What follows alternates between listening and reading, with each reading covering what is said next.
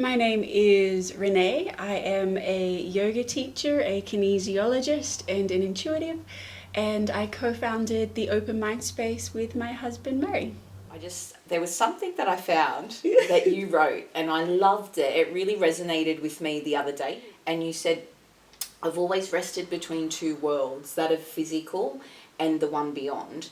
That fine line allowed my intuition to be clear, guide healings and channel meditations. So I'd love to know kind of for you, where and how does this sit with you?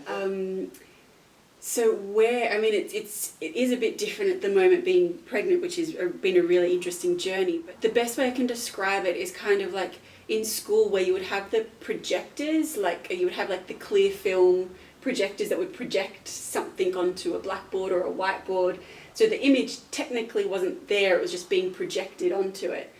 That's kind of how, for me, my existence is. So there's the physical that I know I can reach out and touch and squeeze, and then there's a layer over top, like a transparent layer over top that I can also see that's interacting and interweaving.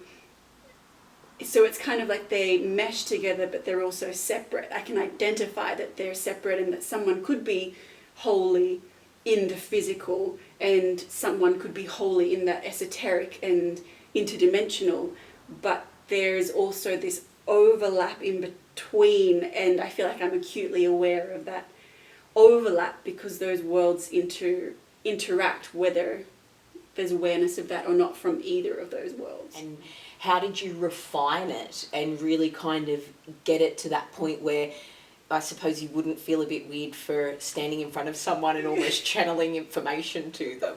Very lucky when I was little, Mum found, when I was like 11 or 12, Mum kind of clicked on that like things I was saying or seeing or saying that I was seeing wasn't necessarily mental unwellness. She took me to a mentor. She found someone who ran spiritual meditations on a weekly basis and asked if I could come along, and he just kind of taught. He was my mentor. He taught me. Each week I would go and I would have questions, or he would guide, or he would explain things that had happened throughout the week, because it was very overwhelming. And when I finished high school, I went and learnt kinesiology as initially an attempt to have a structure to understand all that spiritual knowledge and channeling, and I was like, okay, now I have a structure, and yoga to some degree is that as well, of like, okay, I have a physical structure that I can implement all of this spiritual knowledge into and communicate it with other people who need the physical things, instead of just saying it is, and people going, well, I need more than that. It's the human mind that needs the explanation. You're here because of this, and this happened because of that, but the human mind, which I totally get, needs some element of logic or piecing of a puzzle together to get it. Pose. Do you have a favourite kind of yoga pose that you liked when not pregnant to now? Yeah, when not pregnant, I think I was a real fan of just the basic sun A. Like that's something really delicious about the known movement and the inhale and the exhale and the inhale, and it was just can feel quite empowering. Now when pregnant, it'd be all the super chill stuff, so like real flowy, just whatever my body is saying to do.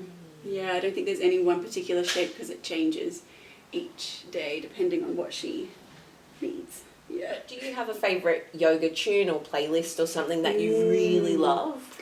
Again, it depends on the mood, but in kind of before baby, there's this group called Liquid Blue. So they're amazing kind of, I'm going to use the wrong word, but like techno-electronic but ceremonial, and sounds that just kind of can take you deep. So any jokes that you like? Tell me your favourite joke.